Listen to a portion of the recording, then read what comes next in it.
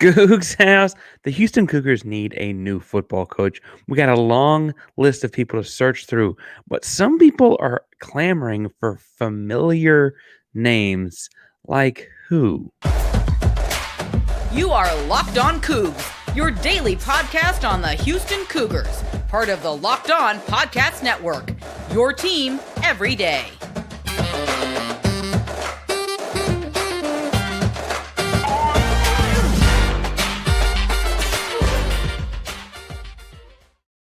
Welcome to Locked On Cougars, daily podcast about your Houston Cougars. I'm your host, Houston-born teacher and coach Parker Ainsworth, here to break down all things Cougs. If you're a U of H fan or just a hater who came to stop by, see how the coaching search is going, please be sure to hit subscribe down below. That way you can listen to Cougs in your news feed each and every day. We appreciate you making Locked On Cougars your first and perhaps second listen of the day. Welcome back to the channel. So you found us. It's so good to see you again. Remember to hit subscribe. We're doing a giveaway of $250. The next one is $1,750. We're almost there. So subscribe, helps get there. Like and comment on the video. Let us know you're in the contest if you don't know what to say because these coaching questions have you just so dumbfounded. Tell us in the comments down below. Honestly, are you a cake person or a pie person? And if so, whichever one you go with, what flavor? Now, today we got a handful of questions to answer because there are some people on the internet. Pause. There's a lot of people on the internet, but there's some people on the internet that want the Houston Cougars to run it back and bring back an older coach that had some success while at Houston. Several names have been mentioned. Kliff Kingsbury. Yes. Art Briles. Yes. Tom Herman. Yes.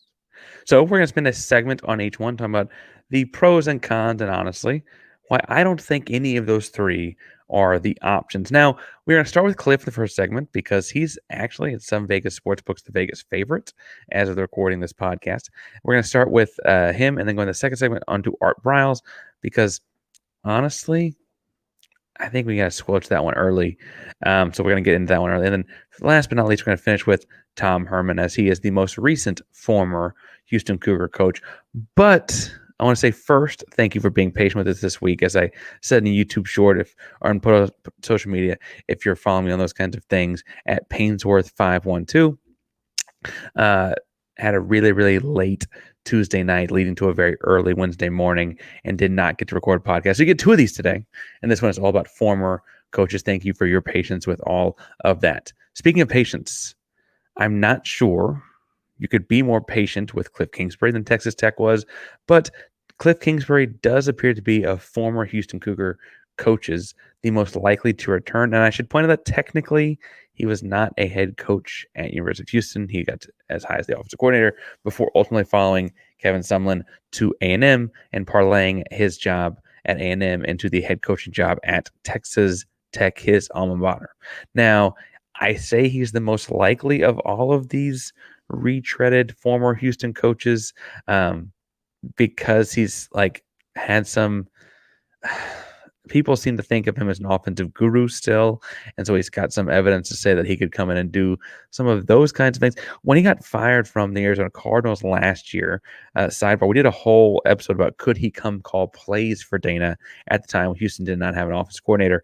That's a very different role from what we're talking about today, though, right? I will say that I always tend to think that Vegas has some inside scoop, and so that he has a higher Vegas, I think, is like a plus 250 or something like that, than most other candidates. Like, how do they even think that? So there might be something going on there. But on the whole, we're going to get into really why I don't think he's a great candidate for this job. So he was at Houston at the peak of the Case Keenum offensive powers, right? Like he was offensive coordinator, calling the plays, calling the offense, and scoring 50 points a game while doing it. And everyone's like, this guy's the next hot young thing. He was a Leach disciple because he played for Leach, all those kinds of things, coaching under Sumlin. And then the Sumlin and he went to A&M. That staff went to A&M and coached Johnny Manziel, to a Heisman Trophy. I would argue Keenum was better, but that's neither here nor there. And parlayed that, like I said earlier, into the Texas Tech job because that was just such a crazy season. Obviously, he used that QB success to recruit a number of different star quarterbacks to Texas Tech. He got Baker Mayfield to agree to be a preferred walk-on, and Baker was actually the first since the scholarship era in a Power 5 conference to start week 1 as a walk-on freshman. Well, Texas Tech, obviously things that happened throughout that season. Baker would ultimately get hurt, then benched, and then transfer to Oklahoma, where he would win a Heisman himself.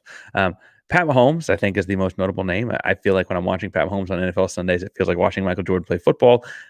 But with that said, Pat Mahomes did go to Texas Tech to play for one.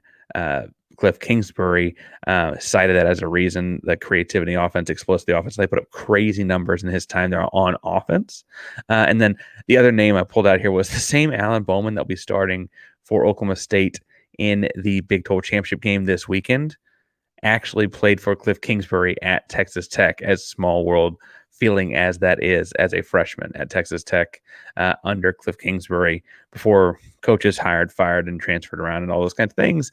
Bowman would eventually go to Michigan, then back to Big 12 country in Oklahoma State. But interesting connections. Now, I think eye-popping stats from his time at Tech on offense all come from the Pat Mahomes era. I mean, you're talking about putting up 600 yards of offense in a single game and things like that. But as a head coach, the defenses always struggled. I think it's worth pointing out that with an offense like the one they had with Pat Mahomes, again, a guy that feels like watching Michael Jordan play football on NFL Sundays, they managed to just win the most games they won in a season with Patrick Mahomes on the roster was just 7 as a Big 12 team, right?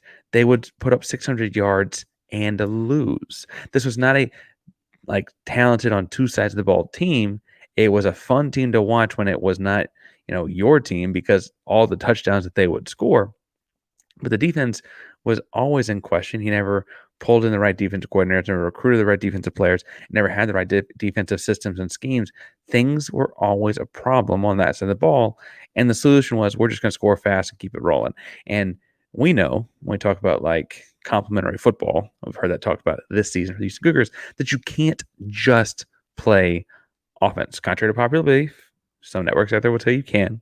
You can't just play offense. Now, since leaving Texas Tech, I should point out he got fired by his alma mater and failed upwards into a quick month at USC before ultimately quitting after that month at USC to take the Arizona Cardinals NFL job, where he specifically went out and got Kyler Murray, even though they had a first-round quarterback from the year before named Josh Rosen.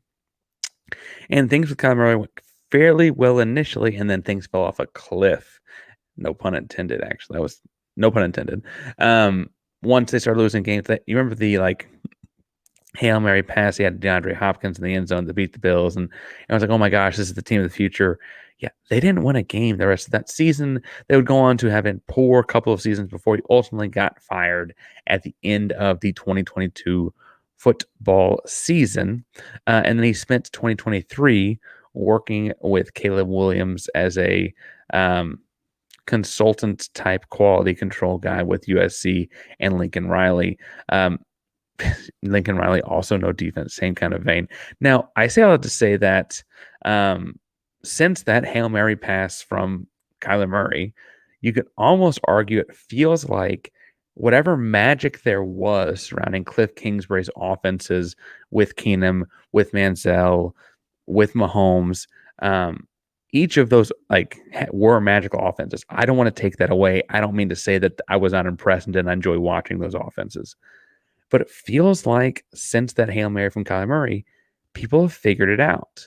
And when you are a coach that has no defense and they figured out your offense, you've got problems. And football is a monkey see, monkey do sport. It's copycat all over. If people have figured that out at any one level, they are going to have it figured out at all levels.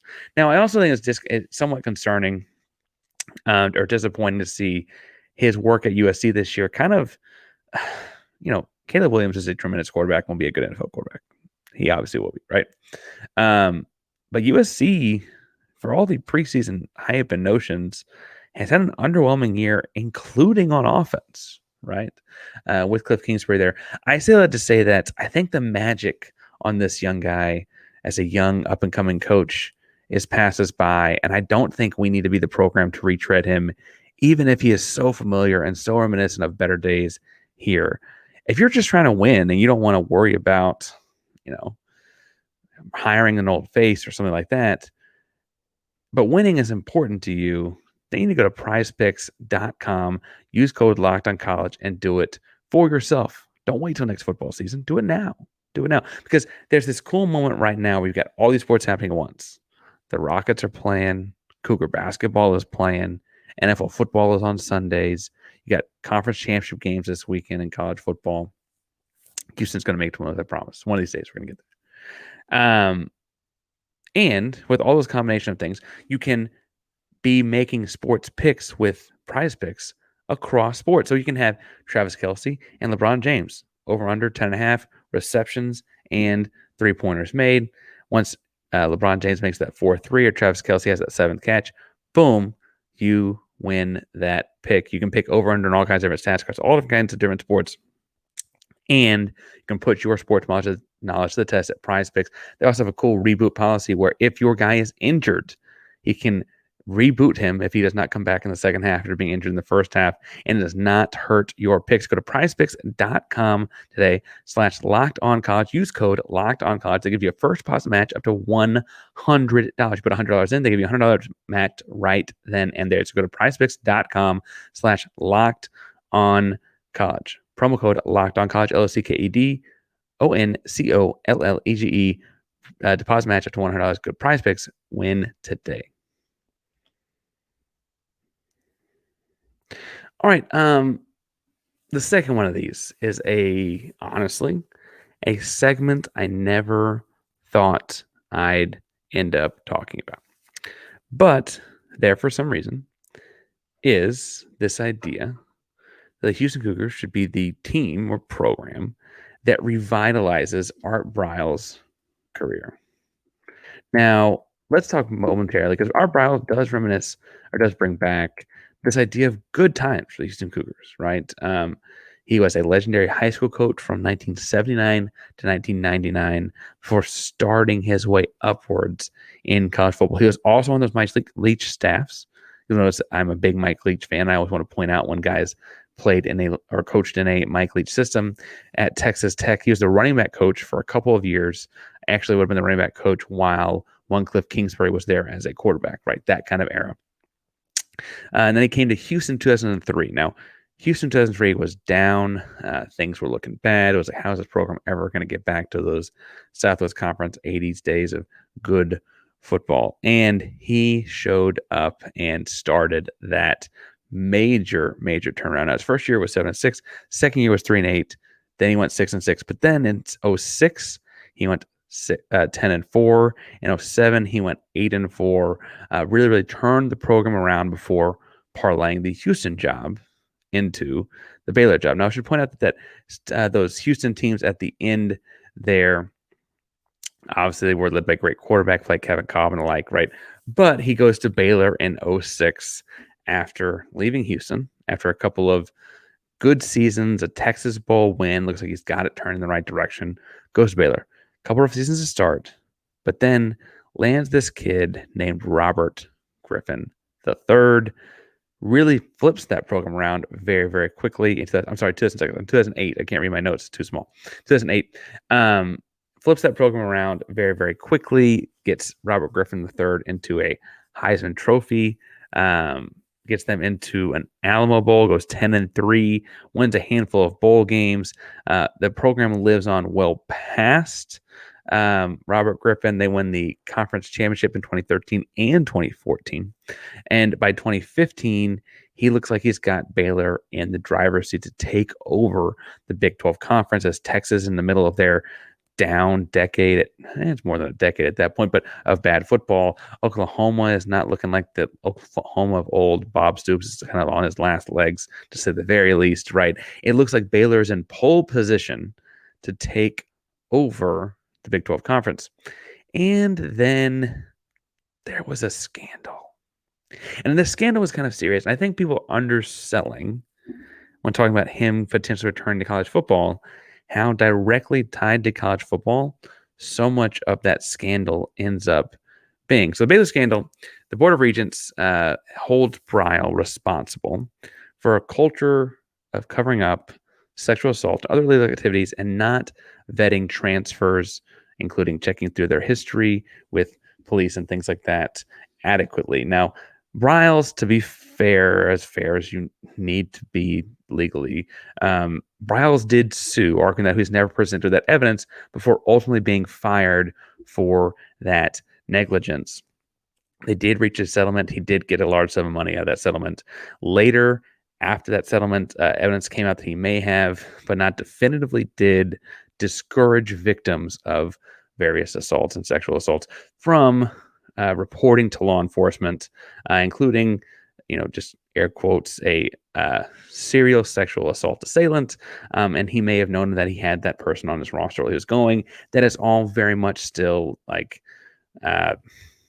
alleged, right? So I want to make sure we cover bases. It is alleged, but that is all tied to his name. It does, for what it's worth, and this is not just to make him better, but to make sure he's not the only person that is catching the appropriate heat there.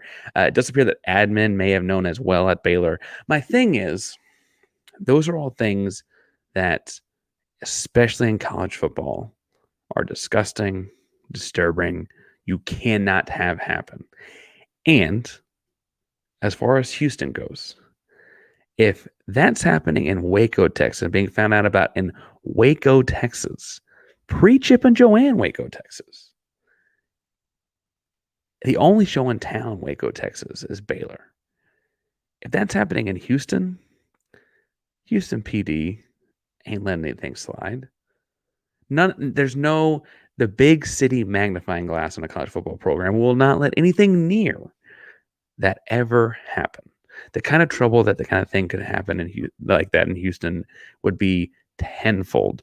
Not just because it's us and things seem to come down harder on us, but because it's in a city too. There's no small town look the other way kind of thing like there might have been potentially in Waco. So I just cannot see how this would happen, how this would be appropriate. Now, other people have given him the second chance. He got a brief stint in the Canadian Football League.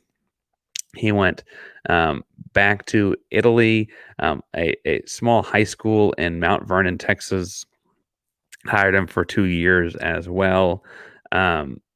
He has done some other high school football things. Someone told me he went to Italy a second time to coach in an Italian football league playing American football. I don't know. That's all fine. Live his life. And frankly, I'm not even one that's anti-forgiveness and anti-second chances. I've seen nothing to say that he has the sincerest of apologies that would begin to make me think that that's an okay thing to go down, right? And so I say all that to say the hardest of hard no's on the Art Briles thing, and the hardest of hard no's on the idea that that thing could ever happen at Houston. I know people say, but Parker, he played here. If someone's going to give him a second chance, it's got to be us. Counterpoint. No, it doesn't. It doesn't. There are a lot of players come to Houston that have a lot better character. It doesn't have to be us to give him a second chance. It just doesn't.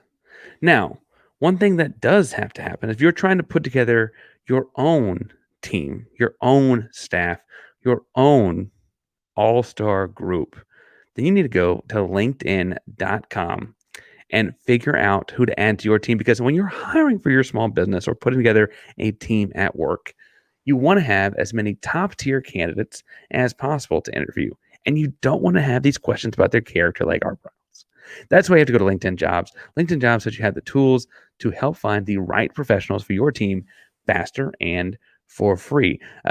You can find out via other connections they've got what kind of references you can look for, and you can make sure you're not necessarily, or you're doing the best you can, I should say, to find someone who has a better set of circumstances surrounding them than one Art Briles. So post your job for free at linkedin.com/LockedOnCollege. That's linkedin.com/LockedOnCollege. Post your job for free. Go through all the candidates today and make sure you find the right person for your job and company. Terms and conditions do apply. All right, now, last but certainly not least, there is a large clamoring for the Tom Herman era to return. Now, Tom Herman is the most recent one of these coaches to come through Houston. And frankly, you could argue, while it was very brief, the most successful of these coaches to come through Houston by most measures, right? At Houston, in just 2 seasons, he has combined 22-4. In 2015, he came in after having been the Ohio State offensive coordinator for their national title run. And that was the college football playoff where he was offensive coordinator, that they lost their starting quarterback and then lost their second string quarterback and then won the whole college football playoff championship with their third string quarterback. So I think it's fair to say that he clearly knew what he was doing with the offense. They had a guy named Zeke Elliott. He was pretty good too. But I think it's fair to say he knew what he was doing with their offense. He came to Houston. They went to 13-1 his first year. They won the Peach Bowl. They were tremendous on offense. Todd Orlando ran a great defense, frankly, for what it's worth, that season as well. Fun, exciting season. Crowds of 30,000, 35,000, 50,000. I mean, big sellout crowds. Frankly, the one loss was kind of an inexplicable loss to UConn. It was in UConn. We don't need to revisit it except to say that, had that weird loss to UConn not happened by just 3 points, you could almost argue that Houston needed to be in a New Year's Six, in a college football title type bowl race of themselves. I mean, they were clearly a top caliber team. They beat ranked teams like Memphis. They beat Louisville back when Louisville had a kid named Lamar playing quarterback, right? They were Lamar Jackson, that is, I should say. They were really, really strong, really, really great team. And they beat number 9 Florida State in the Peach Bowl. And they didn't kind of beat Florida State. They beat Florida State by 2 touchdowns. I was like, things are rolling. He comes back in 2016. Team is 9-3. Obviously, there was speculation at the end of the season because it looked like, Greg Rohr was doing his thing, or Matt Adams was doing his thing, or a bunch of different guys across Houston looked really good. And it felt like it was an enticing situation for head coach to stay, right? I mean, Derek King is a freshman on that roster. Things look like they're just going to keep rolling, right? However, down there in Austin, they were firing their coach.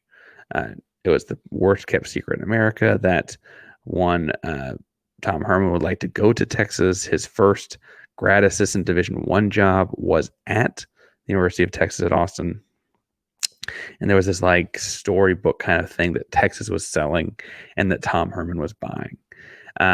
So much so that after having built all this capital up in Houston and people bending over backwards to keep he and his folks happy in Houston, he interviewed with Texas before the season was over, which raises questions about his distraction levels while he was in Houston. Now, different donors you talk to will probably have different stories about scorned here or burned bridge there or whatever.